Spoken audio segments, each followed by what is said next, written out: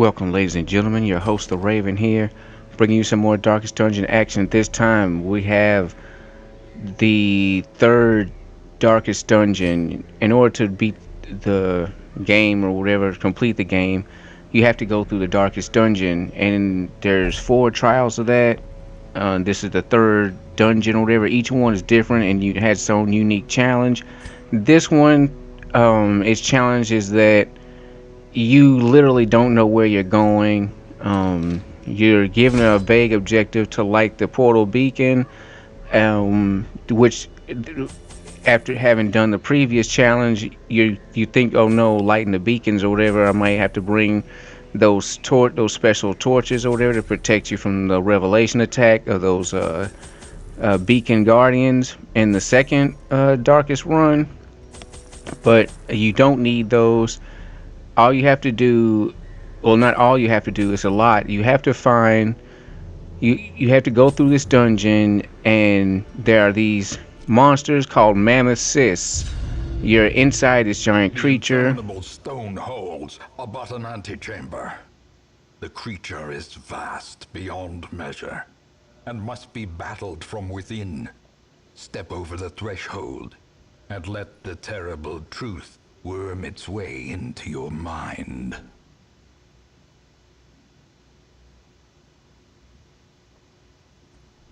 The Gateless Gate. A maddening aperture to realms beyond human understanding. Okay, you're inside this giant creature, and your first thought is to try to go around, just go as far as possible, and that's what I did the first time. I failed this dungeon twice before I finally was successful this time, because it's hard, it's difficult. You're in this giant organism and blocking you, and you need to find this this one gateway or whatever, but in your way are these things here, which the 2 bat wing things you should be familiar with from the previous dungeon. They hit you with move attack or whatever, and they move pretty fast. This tumor thing is new. This version stuns you with puke, which is also very powerful physical damage. It can displace you, it can interrupt your party, things of that nature. I generally take it down.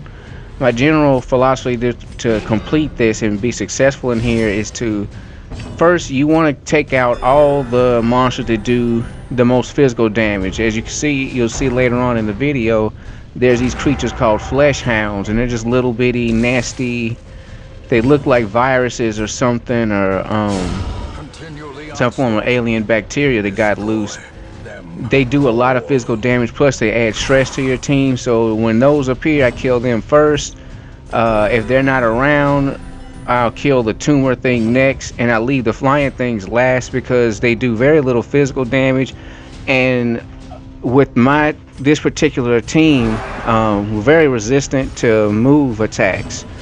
So having these creatures around gives me a chance to boost my team, buff my team, allow my vessel to get more turns in, go first, heal my guys up while we put down damage and get down our stress. Just basically you can use the battle to repair your team. You can actually repair more damage and more stress depending, if your team has a person who can de-stress the others.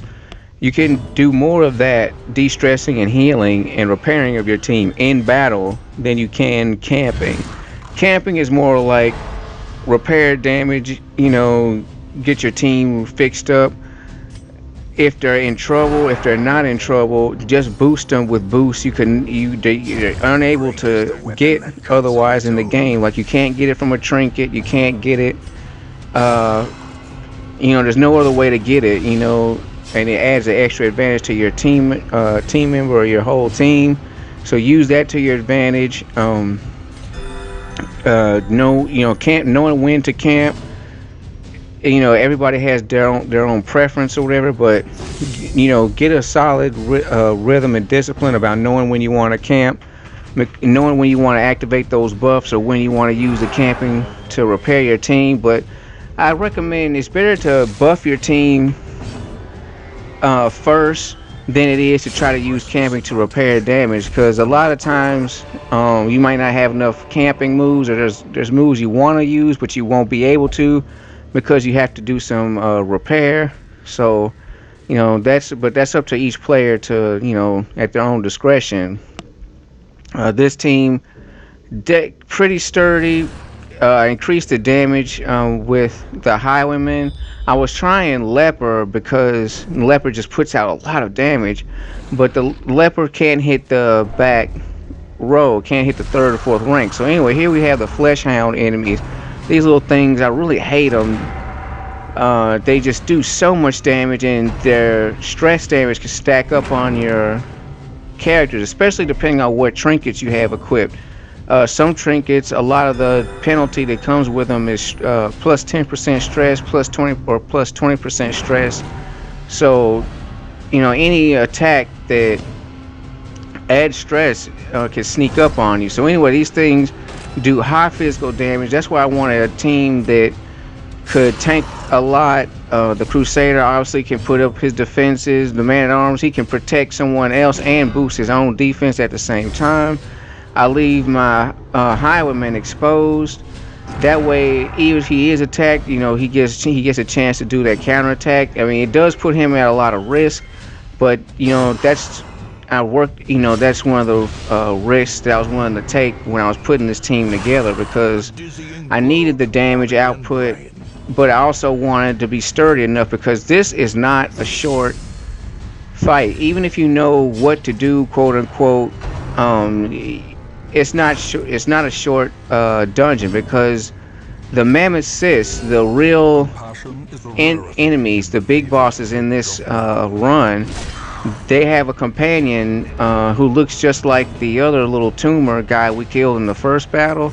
They have an ability to teleport your team out of battle, out of combat with the Sis in itself, and into another room somewhere randomly in the dungeon map.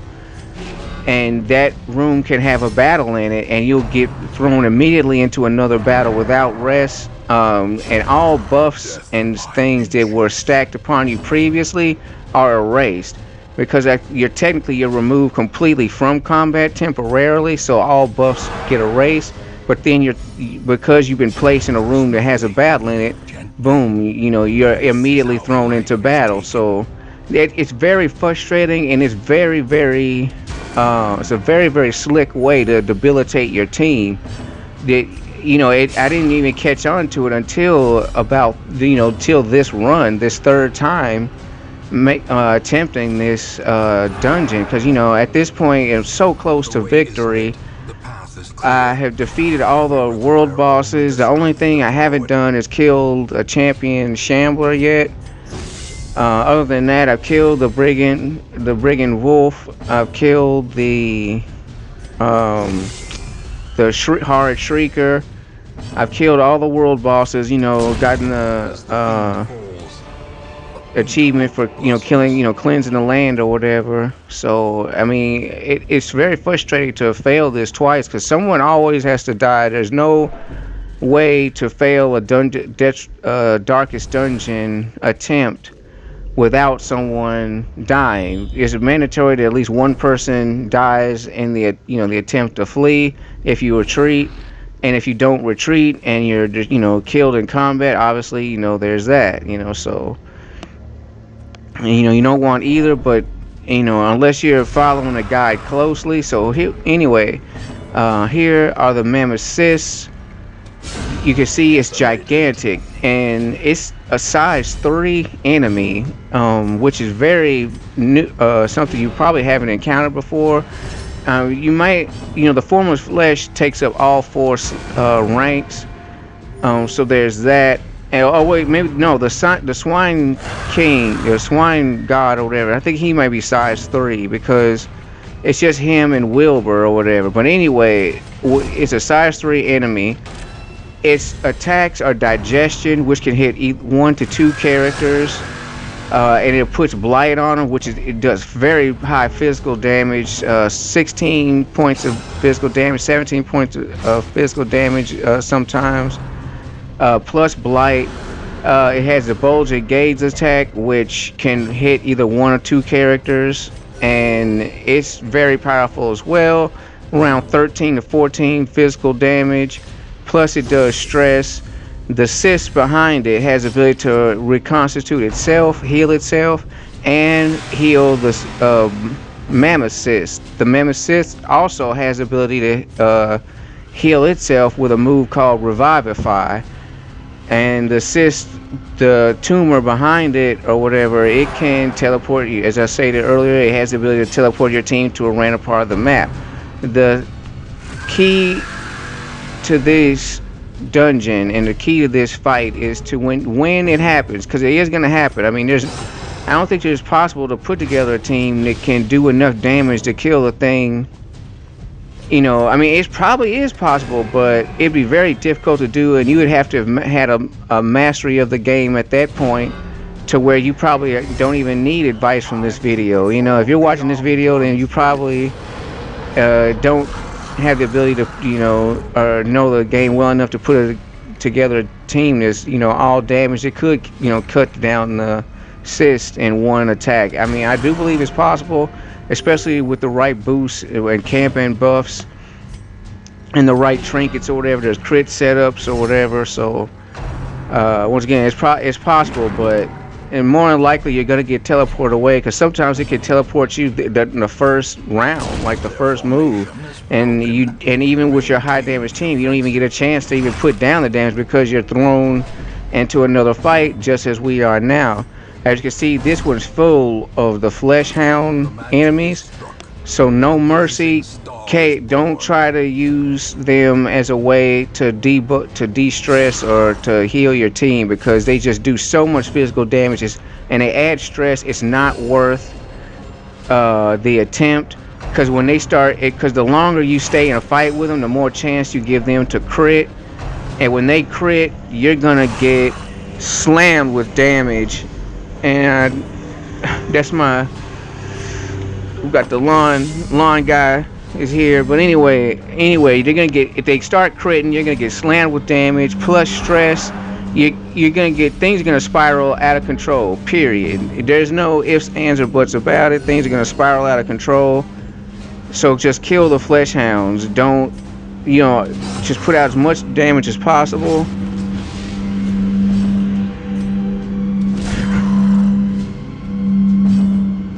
You know, bleed, blight, damage over time effects. You know, just get rid of them. Whatever your team configuration is, use those moves. Even if you use an antiquarian, you know, put the sensor on them. Use that blight attack. Whatever characters you're using, just kill the flesh hounds. I mean, that's your key to survival, because you will be thrust into battle with these things. Also, being familiar with the map and its general configuration helps a lot. Having failed twice before, the first time I went, you know, like I usually do with every dungeon, you know, try to go as far as possible, you know, as efficiently as possible, you know, and I made a loop around. So I actually mapped most of the dungeon, but I had run out of supplies and my characters were in a weakened state, and I couldn't find the room that you need that has the beacon in it. I found other chambers that have like a small amount of loot, like it'll say this is what, you know, your ancestor dropped in haste, and it'll contain, like, you know, some jewels or some gold or whatever, but it's generally some useless crap. And especially by the time you find those things, you probably traverse a lot of the map. You would rather getting supplies, like give me more bandages, give me more blight resistant things, you know, give me stuff that herbs, anything. You know, you would rather have food or, you know, things of that nature. Camping is very dicey in this dungeon. Also, I would love to say this is exactly how you should camp, but I mean, there's just so many variations depending on your team members and their camping skills.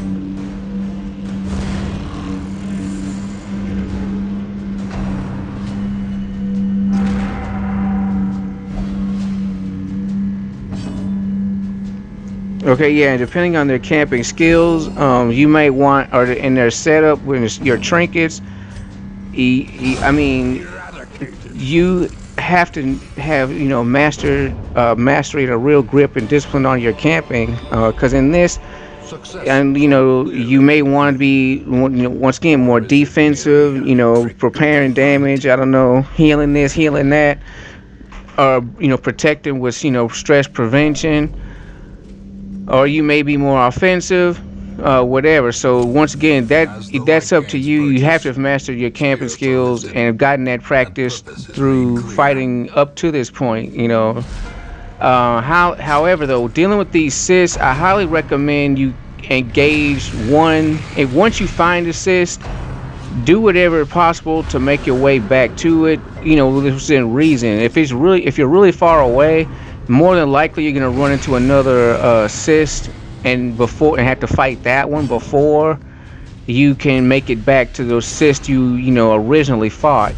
Be prepared for this. There's cysts all over the map, and once again, teleported away very quickly, and once again, and thrown into a fight with more flesh hounds. I'm searching on the map trying to look for us. You can see a very, very far south of that fight.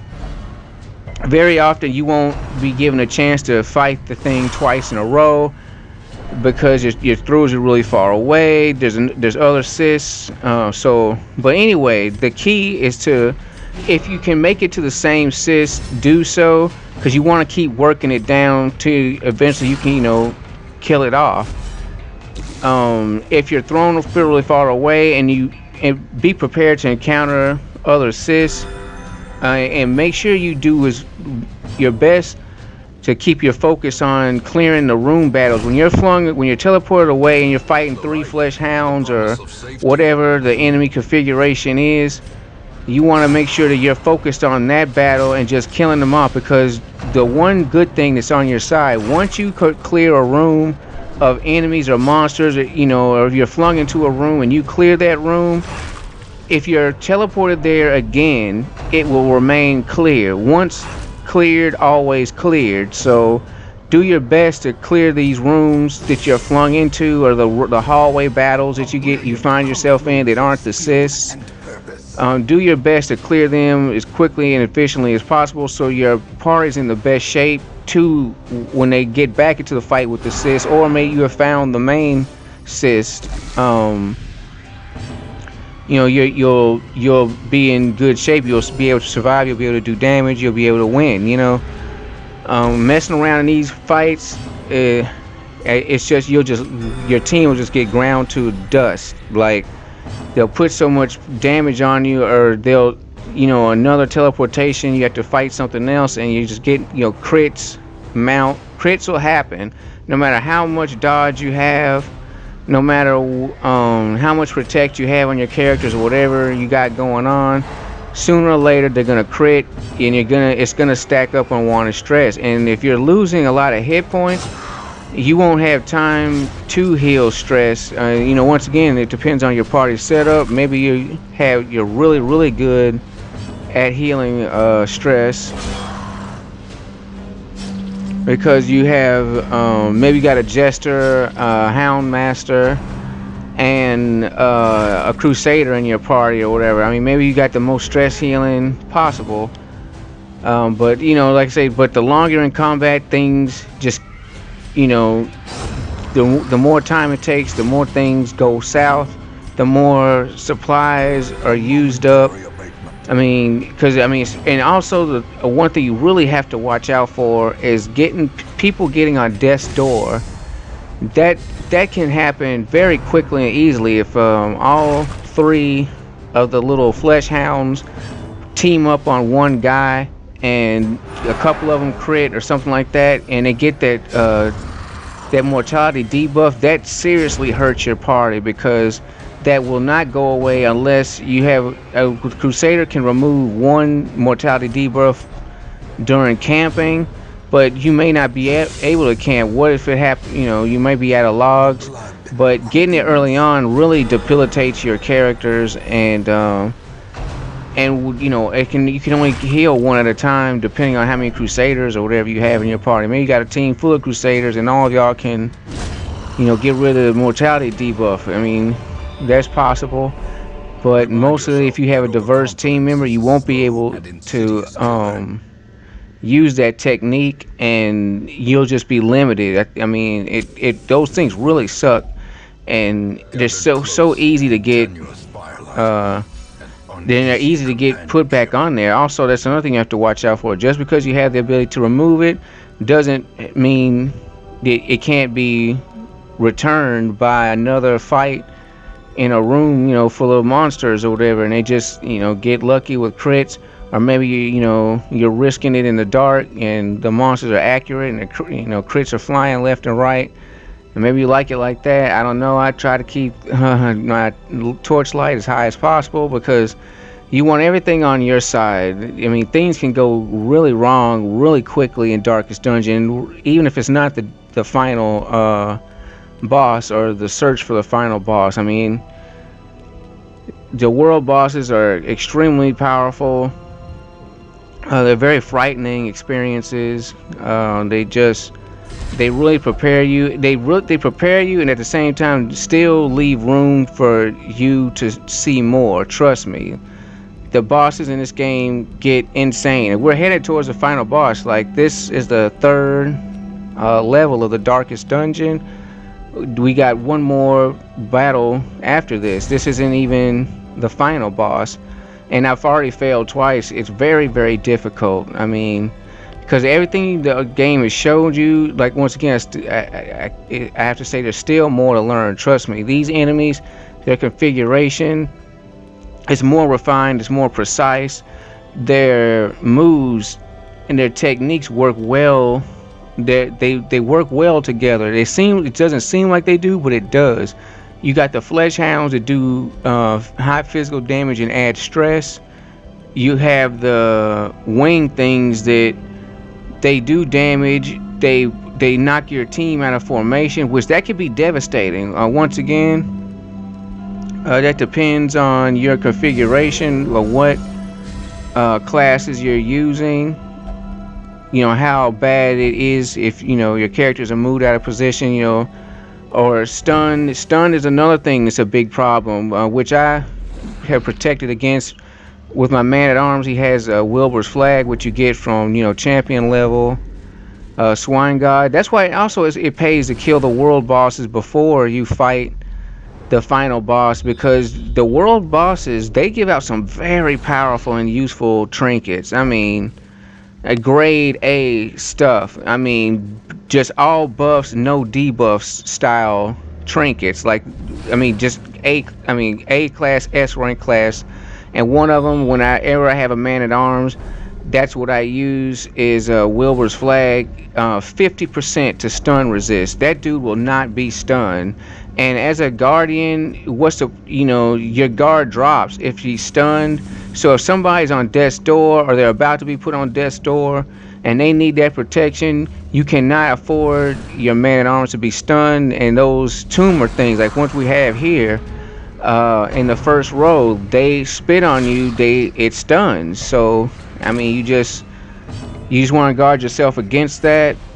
So that I have Wilbur's Flag, and also gives you 8 to dodge, which really helps the man-at-arms out, because when you bolster, that gives out dodge to the whole team, and that dodge will stack on top of what you got from the trinket. I'm also using a focus ring, and usually I use tough ring because it gives max hit points and protect. But this time I use just focus ring because I'm not using a leper, so I gave it to my man-at-arms. That's also an ancestor level trinket. It's the ancestor's ring, 10% to protect, so it stacks when he protects someone with his shield, when he guards somebody. And also it gives 10 to accuracy, so that helps him aim when he's knocked out of position, or yanked out of position by a move from the enemy. Which the flesh hounds, they also have a technique that can move, that was just demonstrated right there. Fetch. It moves you and stuns you. So once again, more stuns.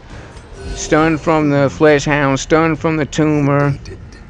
There's a lot of stunning, a lot of moving out of position and things of that nature. So you just gotta want to protect from that, and you want a tough crew, and you also want them to be able to deal damage. You can't have them going in.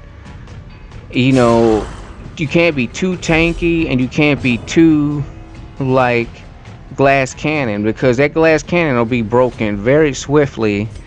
I mean, unless it's just like an immaculate, well-oiled machine of never getting a bad turn. You 9 times out of 10, you're gonna have to repeat fights, and sooner or later that weakness will show up. Somebody's gonna be out of position. Somebody's gonna be stunned, or too many people are gonna be stunned at once, or just simply the damage done by the tumors through the multiple hits of the bulging gaze, multiple hits of the digestion. That digestion is very powerful. 16 damage plus blight. I think it's 6 damage a round. It stacks. You got 12 damage a turn, plus you might get hit by the tongue again. The assist has 2 turns per round. A key thing about that, if you manage to kill off its tumor before the beginning of, during the beginning of the round, before it's taking a turn, it will have to sacrifice, the mammoth cyst will have to sacrifice one of its turns to resummon the tumor, which it will. So there's some information that's very helpful to know when you fight the things. So anyway, once again, I got teleported away. I want to make my way back to the same cyst if possible, because you want to whittle down the same one, but here we go, we're blocked by another cyst. When this happens, which is very likely that it will, do the exact same thing as you would if you had made contact with the cyst that you were fighting before. Get back into that rhythm of fighting these things. Power up whoever needs to be powered up. Somebody needs to buff. If you're using a Hellion, if you're using a bounty hunter or a arbalist, you need to put them down marks. Whatever you need to do, get back into that rhythm. Take on each one as if it's the exact same one, and just go to work on it. It's easy to get disheartened, especially if it's your first time or second time through and you're just getting your butt kicked. You've tried different crews that you like, that were successful in the past. You're losing heroes to failure. It'd be very difficult. So you have to stay focused and just treat each one like just stay in rhythm. Use the techniques that are effective, that to work. This is when you're in here, it's not the time to try wild strategies. Also, one thing to note, these cysts, the mammoth cysts, they can be stunned, and it's not that difficult to stun them either. So that's also something you would like to make use of if you have a class that has the ability to use stun. Like me, I have Man-at-Arms. He has the Rampart skill, which does apply stun and move.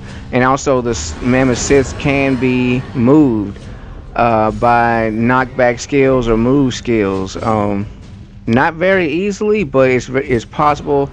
It's possible, and the chance is high enough to make it worthwhile. It may fail once or twice, but if you have a good move skill, or guy, or you got trinkets or something, or whatever, to boost move skill, then you'll be more successful with that.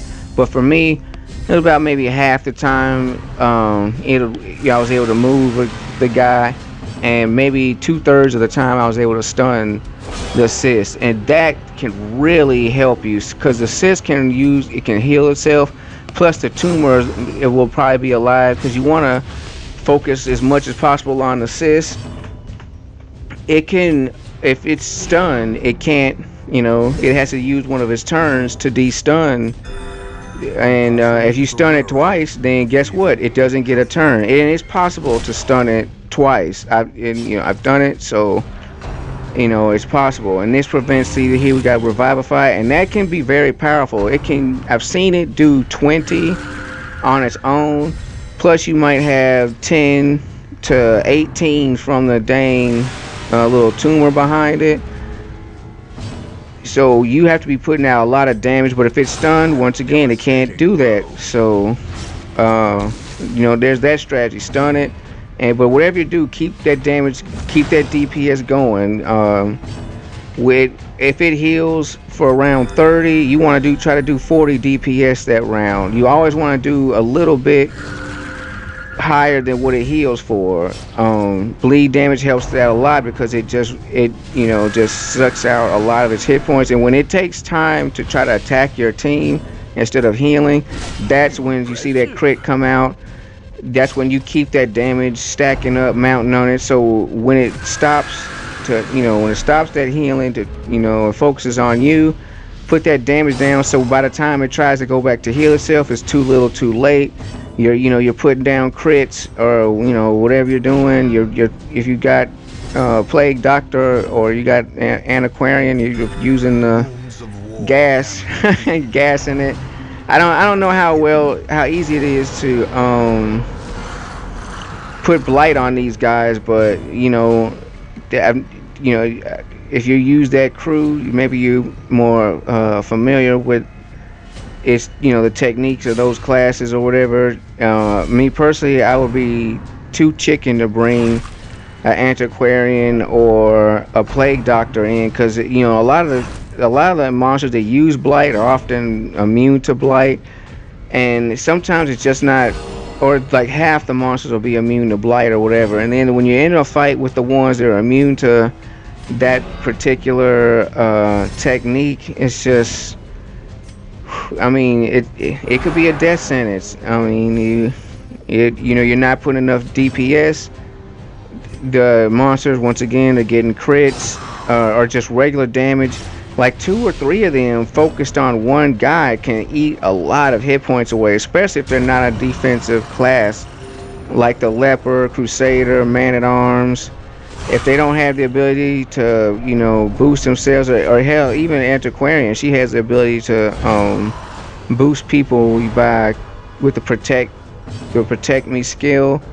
She can stack other people's protect, and she has very powerful trinkets for protection too. So she can be pretty tanky, but still, enough of those guys working on a class of character can just drop hit points and stack stress very, very quickly, and your team will grind to a halt. You have to think of your team as a car or some other kind of engine. Some parts do damage, some parts defend, some parts heal, some parts de-stress, and they have to do it in a rhythm that goes forward, crushing the enemies and leaving just bloody guts and goop, eyeball juice and stuff behind you, because if it goes the other way, it's gonna be ugly. So anyway, we were teleported away. Most of the time, if you're thrown into a room and you see there's only 3 like pathway blocks but lead to the next room, most of the time that room will be clear. In fact, I think it's always clear, because there's a lot of those little side dungeon areas. As you can see, wherever I am on the map, I try to see how to make my way back to where I was, because I left that last cyst in a very weakened state, and I've already fought this cyst and worked to put a little bit of damage on it. So here we go, boom, another one. The map is filled with them, so once again, don't be shocked when you just keep running into them. Whatever you do, it's like I said before, treat each one as the same. With these little helpers, there is a way to try to negate its teleportation. You can stun the little tumor looking thing, the white cell stalk or whatever. You can stun it. As you can see there, it's stunned. If it's stunned, it can't teleport you away. You can destroy it. If you're able to one-shot it with crits or whatever, do so. If you can keep it teleporting away from you, and you can put consistent positive damage on the mammoth cyst itself, you will win. And you can, obviously, you're keeping yourself alive. Your team members are dodging. See, crits like that, especially those, really sneak up on the cyst, because the cyst, it's funky when it's healing. It won't it has 2 turns around. You would think what it would do is heal 1 turn and then attack 1 turn, but sometimes it won't do that. Sometimes it'll take 2 turns to attack, or 2 whole rounds to attack, and depending on who it hits in your team, like for me, if the man-at-arms or a crusader, you know, it's almost like a wasted attack, because it's only if they're properly protected, there's only going to be like 5 points of damage, 6 points, 7 points of damage, which my healer can easily outdo, easily repair. So, and if it's on my highwayman, I mean, hopefully there's that riposte, that counterattack damage. So anyway, we got this one almost to half, 50%. Also, if you hurt the white cell stalk or stimuli, whatever the thing is, if you put damage on it, it'll take a round sometimes to heal itself. And if it takes its turn to heal itself, that's 1 less turn it can teleport your team members away. That's more time you have in the fight, and it's more of a chance to kill it. Also, when it uses the displace technique on your characters, that's also when it isn't using teleport. So as long as it's not teleporting you away, that's fine. Also, you want it'll heal. I've seen it heal itself on a small amount of damage, but just to be on the safe side, you want to put a significant amount, you know, enough to where it senses its life is in danger or whatever. I think that'll increase the chance that it'll take a turn to heal itself. Otherwise, if you're not doing that, you want to work on assist. As you can see, once you start seeing its hit points are slipping, it will work on itself, and the little white stalk will help. White cell thing will help do that too. I don't really mind you reviving the mammoth cyst, because you should be able to put out more damage than both of those 2 healing combined. Every now and then it'll get dicey, especially if this mammoth cyst gets a crit heal, or either one of them gets a crit heal. Then it could be kind of turn the tables a little bit, or reverse a lot of your damage. But if you're consistent, see here we got a stun on the mammoth cyst. If you're consistent with your output on damage and you're able to get stuns, you're able to put down damage over time, like bleed.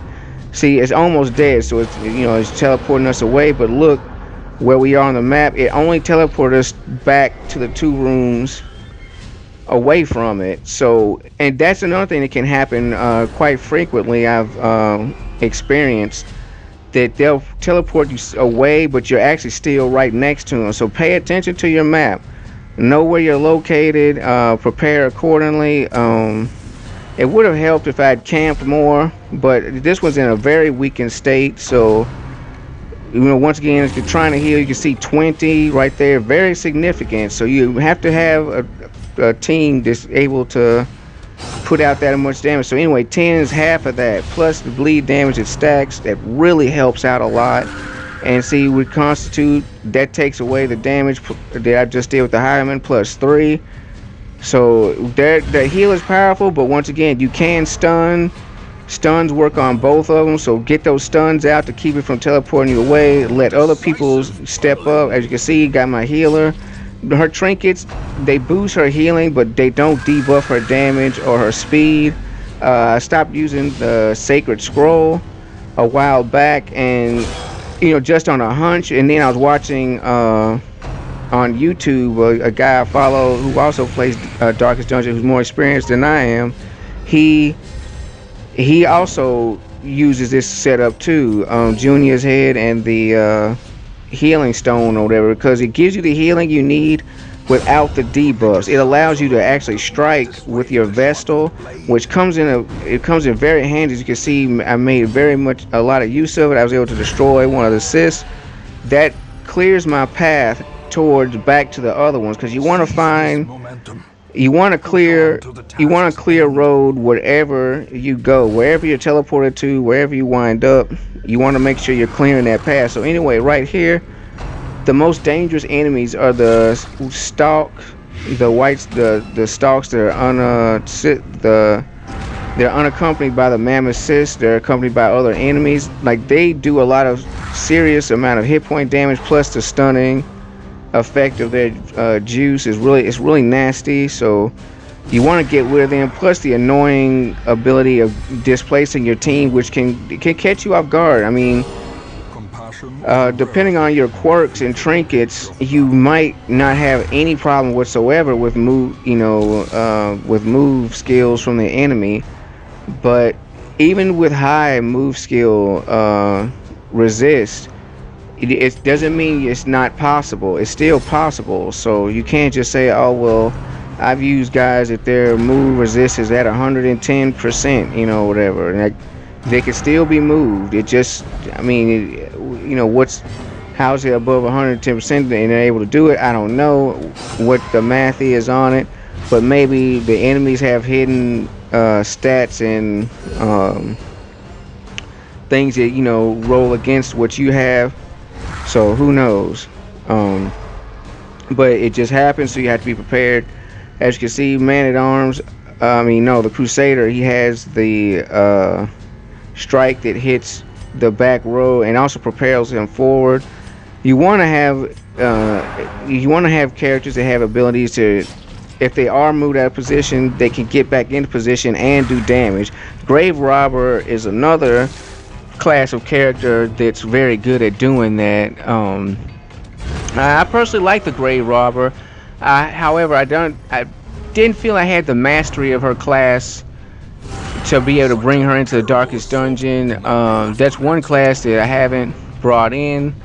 The other two, the first two dungeons, I didn't have Grave Robber with me, and I didn't on this third run. It's just, there's knowing the character and liking the class, and then there's mastering that class. And if you haven't mastered that class, or just really and they know that class very well and what to do in certain in a variety of combat situations, you will struggle very greatly in the Darkest Dungeon. The developers are very clever at having the damage and the enemy abilities escalate the difficulty in ways that are not even apparent at first. Like it's like with the move skill, they're moving your party members out of position. If you're not prepared for that, or once I tried a team of 2 lepers in the first and second rank, and another class, and it's just once. And at first, I was kicking so much. I had a healer in another class, and at first, we're kicking so much butt. The lepers were doing so much damage. But then we encountered a group of enemies and they got moved out of position, and I spent so many rounds trying to just get them back in position. That didn't work out, and I think I think it was against the Shambler. I was facing them, and they got killed. I lost that team because they just had that fatal flaw in their setup. Thought I was being creative. With that setup, this will do this. These guys, they'll kill everything in the front 2 ranks really quickly, so they'll just chew everything up, and the other guys, they'll do this, they'll do that, and they're like, no, it didn't work. There was a chip in the armor, and there was a crack in Achilles' heel, so there's that. So anyway, leaving the flying enemies, leaving the weaker enemies alive, using them to boost my party. The Man-at-Arms bolster technique gives my party speed and dodge. The dodge cuts down on the damage and feedback from leaving the monsters alive, and the speed allows us to go first, allows the healers, the Vestal, to heal, patch up damage. It allows my Crusader to de-stress individuals. Just use this fight to repair your team. Don't leave them in pretty good shape. Leave them into a shape to where if you're thrusted to another fight, they can survive a couple of hits from the enemy until you get a turn from your Vestal or whoever you have for healing again. So you keep that in mind. Some food you want to save for camping, some food you want to save for the hunger events, because walking back and forth to making it back to assist, you will get food hunger events. So you don't want to camp too much too quickly, because you can lose fights. The camping techniques only last so many battles. It's 4 battles, so you think, oh well, I'll be able to kill 2 cysts with that. You might and might not. If they teleport you away into 2 other fights with minor enemies, or the flesh hounds, or the flying bats, or the stun stalks and all that kind of crap, that counts as battles, and that'll use up those buffs. And then your camping can go very quickly, and you're out of camping logs, you're out of buffs, and you're out of food.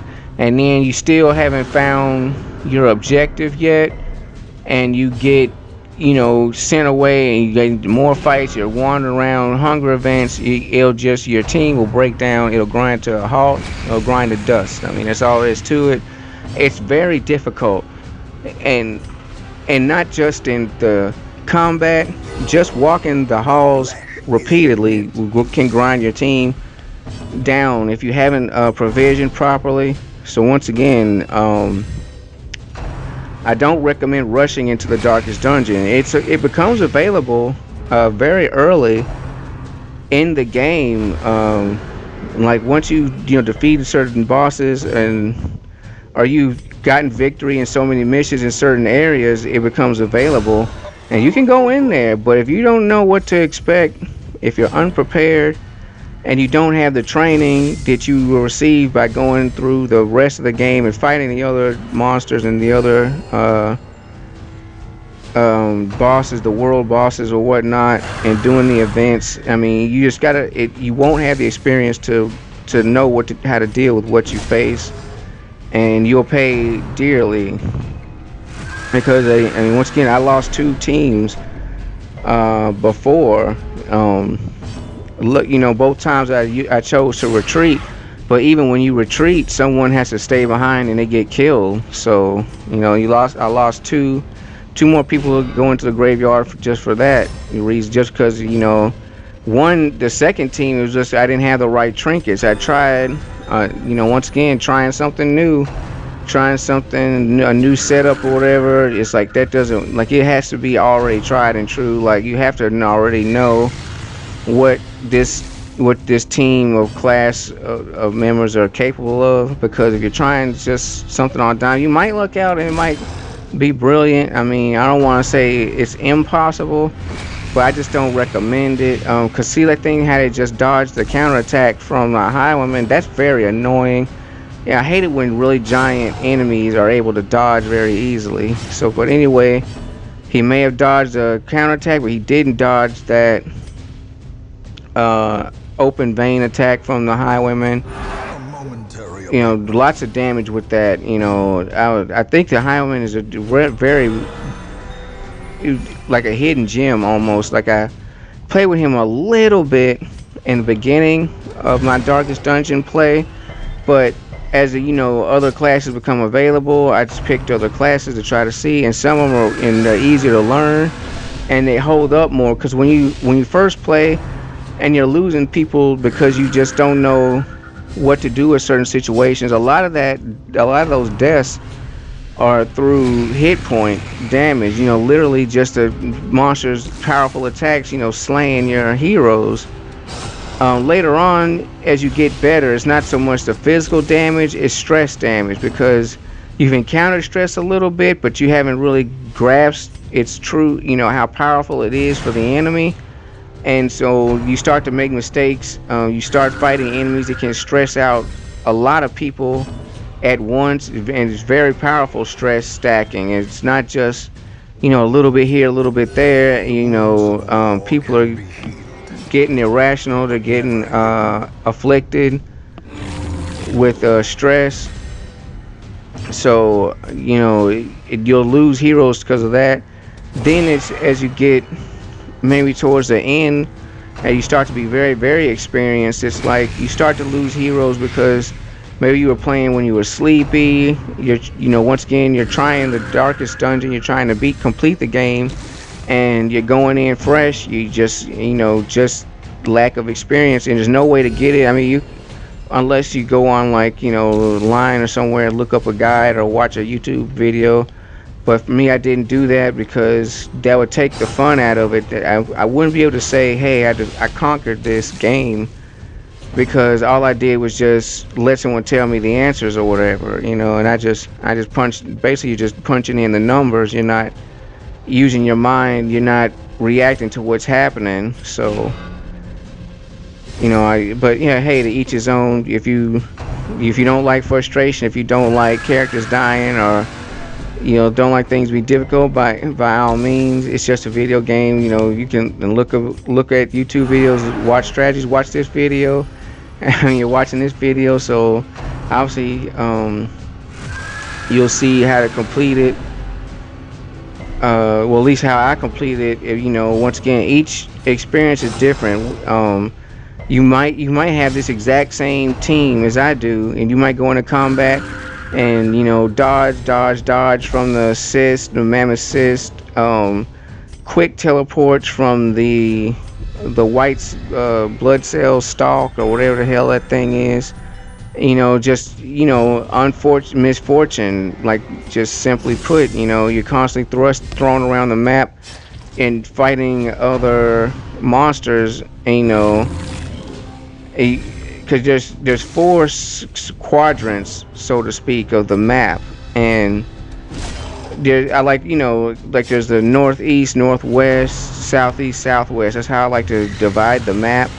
And where I came from, that room where we just traveled, that direction where just behind us, that lit path to where we're fighting this cyst now, that's the northeast quadrant. And, you know, around the first cyst that we encountered, those two that you can see on the map to the left, those are like, you know, the north, west, and, you know, the southeast, southwest, you know, in their respective areas. So anyway, if you fight some that are in one quadrant and you keep flung, you know, far away, like if you fight the ones that are in the northwest and then you get flung to the southeast, it's like that's really far away. And to get back, you might at that point want to give up on getting back to assist, as that's really far away, especially if you've done good damage on assist that you've encountered on your way back to a certain assist or whatever. So that's another reason why I can't say this is exactly what you should do, because, you know, each journey is different. Where they teleport you to, which room is random, but I think it's only one of 4 rooms or locations. I don't think they can throw you all around the map. See, once again, I was teleported away back to the northeast quadrant. See, once again, once you clear that room battle, where the room I started in, it never respawns. So if you clear that path, if you clear that way, that really revs up your chances for success, because you have that known pathway, that safe path to take back to the battle. And see, I left that thing, I killed the mammoth cyst, it's just a little stalk. So, you know, of course I'm going to make my way back to finish that thing off. You know, as difficult as it is to kill those guys, you know, I absolutely, positively, like, I'm hungry, I'm straining at the least to go back and kill that thing. Like, I know it can't do anything, you know, usually it doesn't teleport the first round. So I figured I could at least kill it in one round and, you know, be done with it. And then once again, bam, with the rampart, if you get a stun, it's stunned. It cannot teleport you if it's stunned. So, you know, there's a technique that you might want to look into. Very useful. Once again, high damage with the Highwayman plus bleed. When it does get its turn back, you know, it might kill itself for bleed damage. And since I know it's not going to be doing too much hit point damage, I take this opportunity to clear stress, patch up my hit points as much as possible, because these are difficult battles. So anyway, we cleared that cyst, so now we have a clear road from the uniting both of the northern quadrants, which is very good. So the way, no matter where you fight, if they teleport you to either quadrant, you have a map, you have a road there already. And that, you see, we got basically three of the quadrants already. So I figured, well, since I'm behind these cysts, I don't have to fight them again. Let me just walk behind them and see what we got. And once again, use food for camping, and also use it to keep your team You don't want to try to use it to heal them completely, because eating a lot of food, using a lot of torches really quickly will lead to failure a lot of times. So anyway, as you can, I repeat areas on the map, and I know safer, clear routes to take. More becomes clear quickly, and I can know where, okay, I've been here. I know not to waste time going down this hallway. So here we are, a different type of enemy. You will find these guys. They are a less powerful version of the torchbearer bosses in the previous dungeon, the second darkest run. They do not have the truth ability or whatever that their predecessors or the counterparts have.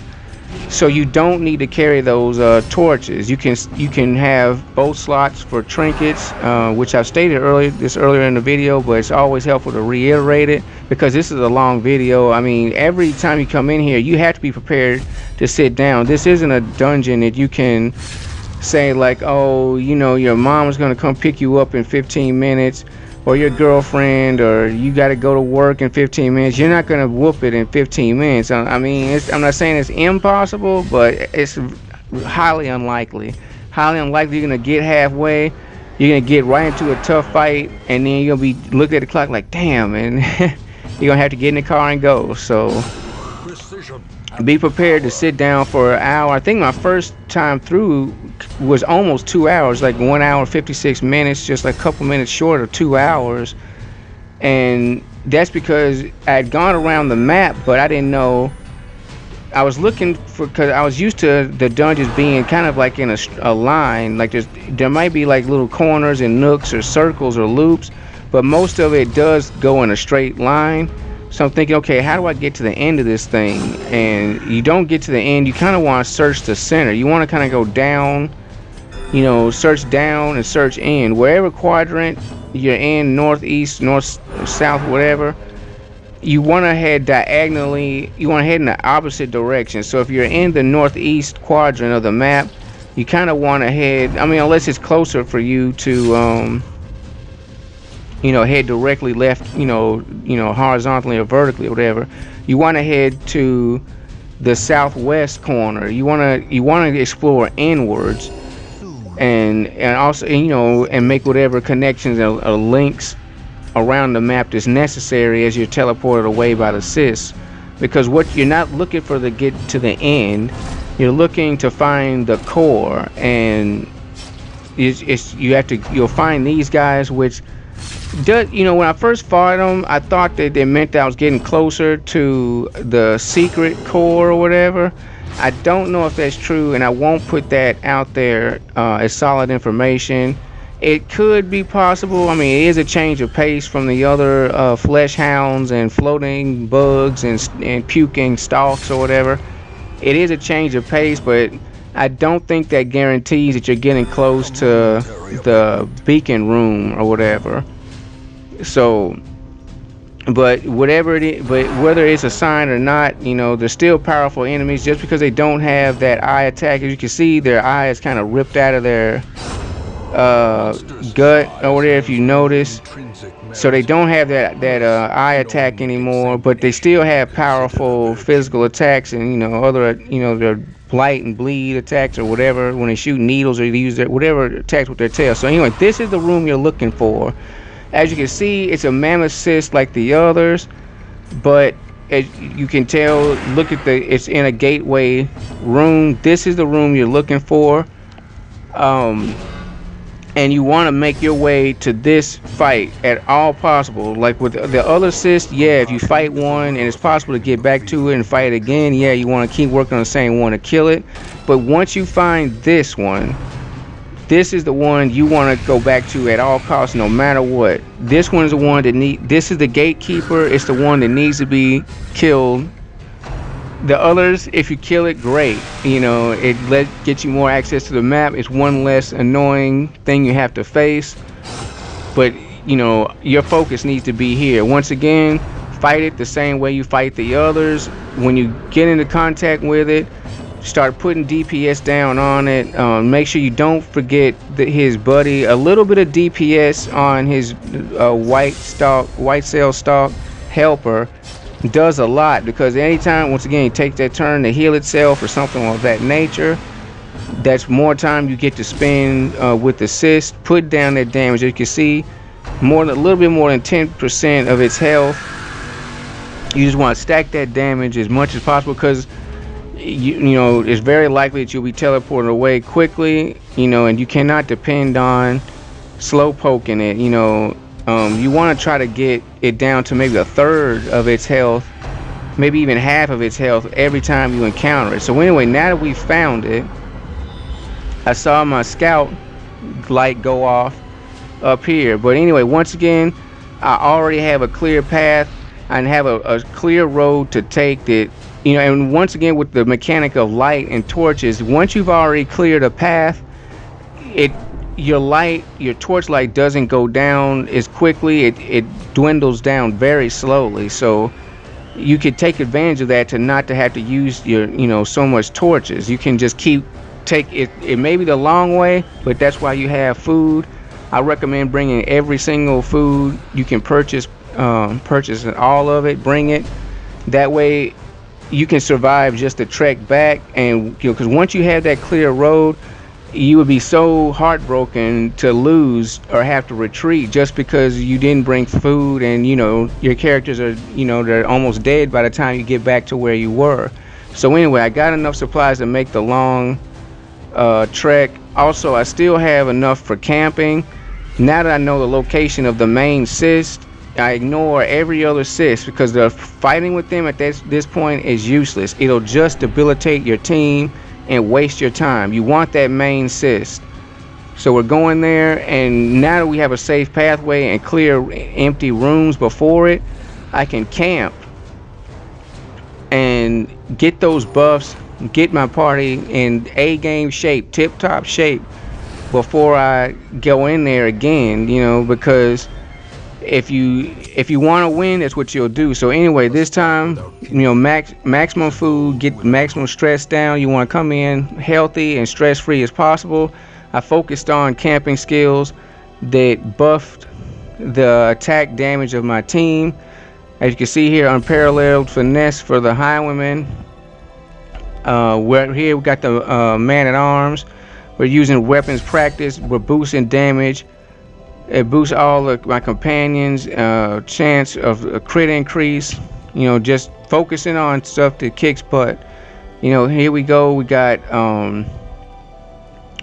with the Vestal, we're gonna use Sanctuary, because you don't want to lose your health and your good status in a nighttime ambush right before the boss. You want to get to that boss without any interruptions, because once again, crits from the enemy, you're in pitch, anytime you're ambushed and when you're camping, you're thrown in the pitch blackness. Monster damage goes up, triples, monster accuracy triples, monster crits will just be devastating.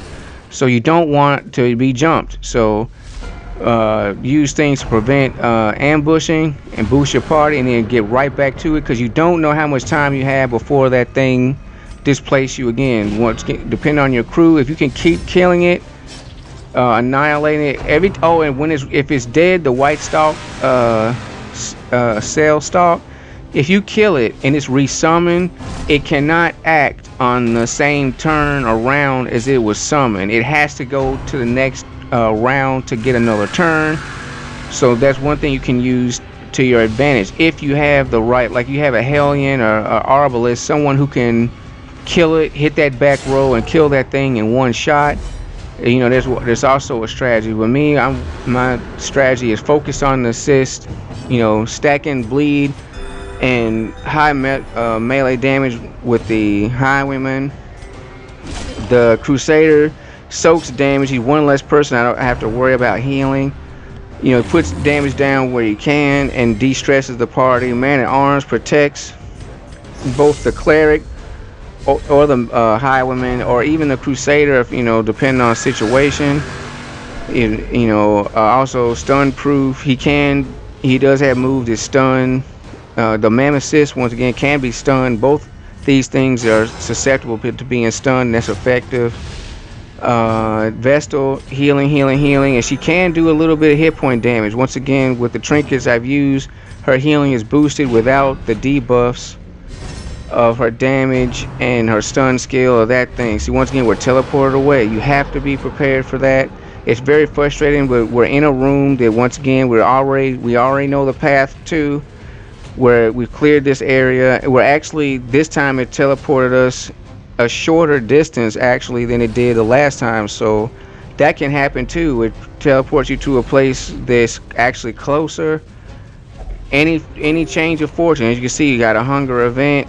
That's your biggest enemy when they teleport you away, plus, you know, the damage you may sustain fighting other monsters. So anyway, those buffs from camping last 4 battles. We had a battle already, so we got 3 more. Stress also stacks up in the hallways. That's another thing you have to watch and be careful for. Anyway, we're back. We still have our camping boost. Once again, you want everything going for you. Highlight. And although I'm not using trinkets that require it to be highlight for it to work, there's a lot, especially the ancestors. There's an ancestor trinket that does damage. I think speed and dodge if the torch is above 50, and that's actually pretty good. I mean, it's not hard to keep the torch above 50, but keeping the torch above 75, you have to be very diligent with your torches. So if you're using a crew setup or a party that, you know, the trinkets rely on highlight, you have to get that discipline down, because you can't, you know, you get in here and you're not paying attention, that light slips to 74. It looks, you know, the screen's still lit up just about the same. Once again, teleported away. Very frustrating. Got to find out where you are soon and how close you are to your goal. We're in some unfamiliar territory, so right now what we have to do is focus on clearing this room battle, coming out of here, you know, as healthy as possible. This is our 3rd fight, so once again, using the camping buffs, we got 1 left. So, and you have to imagine there'll be either another cyst or another fight of the smaller enemies in between you. As you can see, my distance, it looks like a room or 2 away from the main, you know, our objective. There could be 2 battles easily, even 3 in that distance. It could, you know, there's a fight in the room I'm in, there could be a fight in the hallway, and there could be another fight in the hallway before I reach the cyst again. So, and it could be another cyst, you know. So very difficult dungeon. Once again, keep that party together. The stress on my highwayman is getting pretty high, so you gotta work that down. You don't want to get anything at, you know, you can't panic and be like, oh crap, you know, the highwayman, he's already too stressed out. Like, no, take your time, work down the stress, work up the hit points. As you can see, once again, I save the enemies that do the least amount of physical damage, whose moves affect my crew the least. That way their damage is negligible. As you can see, easily healed by my Vestal. Just the highwaymen and crusaders, a little bit damage. Working the stun, keep it so even the very little damage that they do accomplish, you want to keep that down to a minimum. Stuns, keep them alive, but keep them from acting. So, you know, you can take advantage of that stun technique very easily. Kill the one who has a free turn. You know, squashing the enemy action through stuns or destroying the enemy. Very effective strategy in keeping your own self alive. You know, best defense is strong offense, all that type deal. So anyway,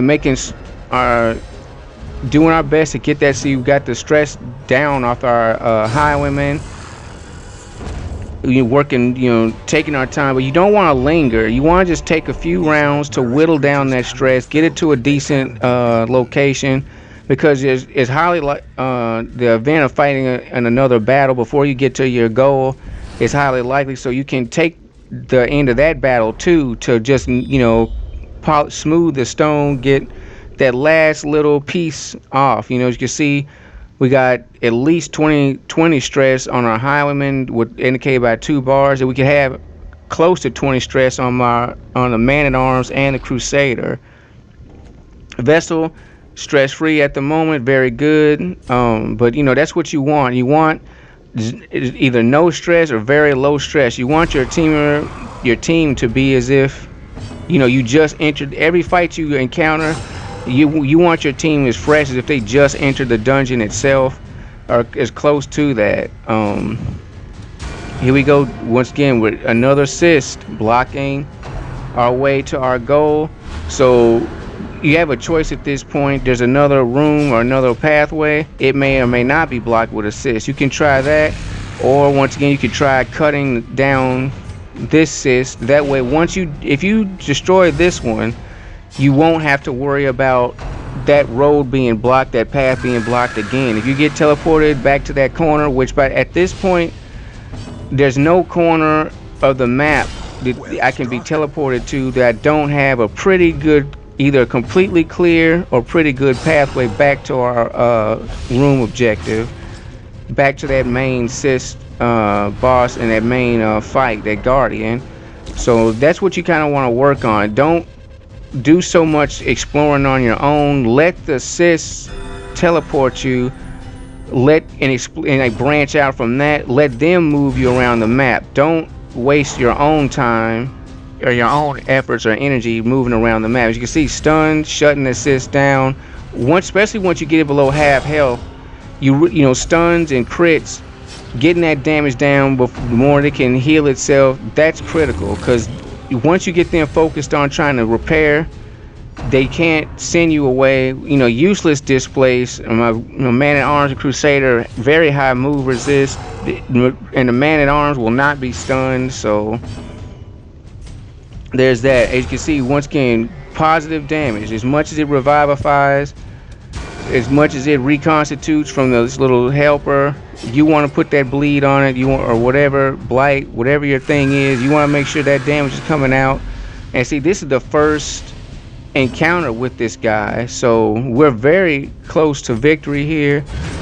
Let's see, we got the stun, so it loses its last turn, and it died from blade damage. So we killed that thing first round, and that's the power of having camping buffs when you come up against these creatures. Because I mean, just the crit ability, you can see this thing's trying to heal itself, but obviously we almost killed it the first time, so it's not going to last long. But anyway, camping buffs used at the right time, especially when your objective, really pays off. You're saving your supplies for that purpose, and not letting yourself wander the map and use up supplies trying to search.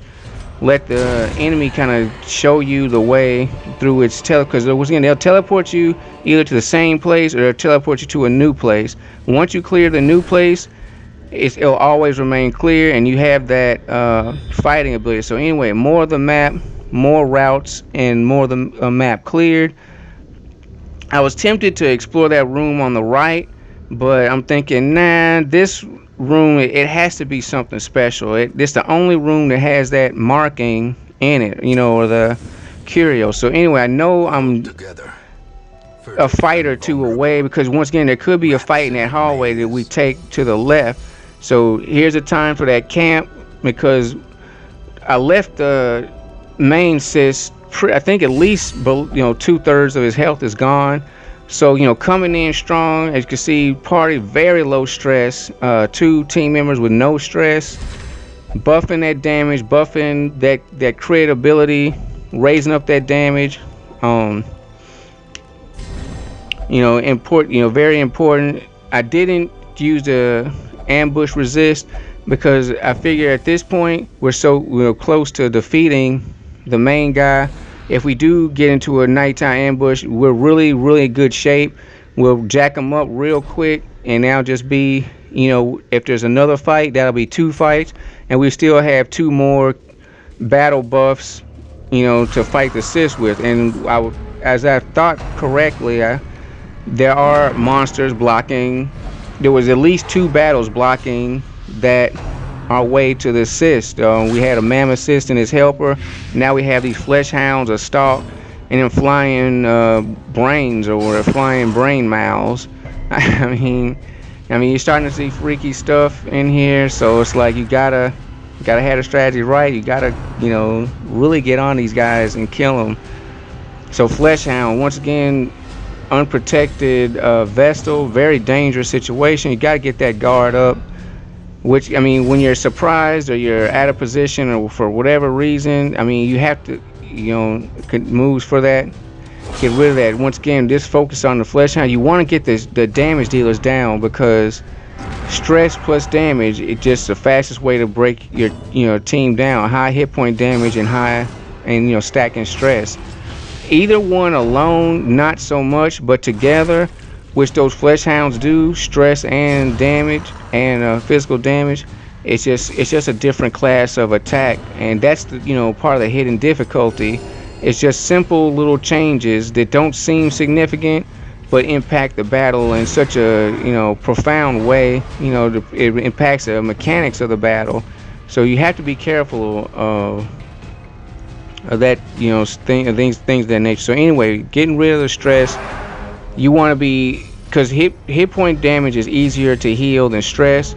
So clearing off that stress, making sure those minds and psyches are spotty clean, really helps out, because it's gonna stack up when you go against that boss again, the assist, because its attacks are powerful and stressful. That bulging gaze is a very powerful attack. If you have a crew that doesn't have much armor and they don't have protection, I mean, it's very dicey. I mean, I think I should search YouTube for videos of people who've used that kind of glass cannon strategy, where it's just a bunch of guys who can do a lot of damage, but they don't have a way to heal themselves, and they don't have a guy to do stress relief. Like, I guess if you know where you're going, or like you got a strategy worked out, there is a rumor that the area you need to go to is in a fixed location, like where we're headed currently is that's always there. And if you come into the third dungeon, that you should just make your way to that point on the map. That may or may not be true. It took this is my first time finding it, and I searched a long time. So anyway, almost no stress on the party, only minor hit point damage on 3 of the members, and once again we're getting clear, getting people back in order, so we won't have the problem of this guy's out of alignment or whatever, and we're able to go back to the same guy. And that's key, finding him and being able to get back to him. So yeah, just about 50% hit points. I said 2/3, more like 50%, half health. So anyway, we're coming in with the camping boost. He's just under 50% there. So I like to count. He healed for 14, and he dodged the strike from the Crusader.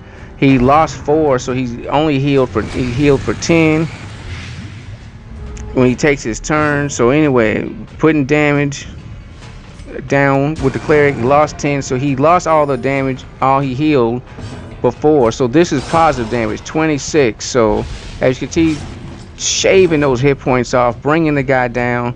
That's what you need. Bolster from the man at arms I'm using at this point, because right now we need to get in. We need to go with guard. What we need to do is get speed up though, so that we can be able to go first, put down the damage before we're teleported away, before he can heal. Being able to damage him first is a key. So anyway, we're keeping that up, and we take away our blight with our items. That's what you save it for. Crit, once again, 25, sucking the life away. Very low hit points now. Another 4 points of bleed damage, which every little bit helps, because it stacks up to 8. Then bam, we got it killed. Then it's over. We just have this little stalk left, and he could teleport you away too, so you have to be prepared to fight again. You know what I mean? Like that's the thing about this dungeon. That's the hidden difficulty. It's not the length of how big the dungeon is, because you can get lost in here if you just search around. It's having to fight the same fights over and over again, being worn out by other ones. So anyway, victory. Kill the guy off. This is what we need. Quest complete. And it's so satisfying after so much failure. I mean, Darkest Dungeon is a very difficult game. Once again, I don't know if you can. They say, I've heard it, the map, the location you need is in a fixed spot. I don't know. This is the map that I found victory on. Anyway, I appreciate you watching. It's a long video. If you're still here at the end, I appreciate you so much. Don't forget to hit that like button if you liked any of this content or found it useful. Subscribe if you haven't subscribed. Thank you for watching, and I'll try to respond to all my commentators and comments very quickly. So hit me up, let me know what you think. If you play Darkest Dungeon and you want me to check some of your videos out, put that link down in there, and I'll click on that and then give your video a view, see what you got going. So anyway, until next time, I'm your host, Raven. Thank you for watching. Enjoy Darkest Dungeon. Have a great day.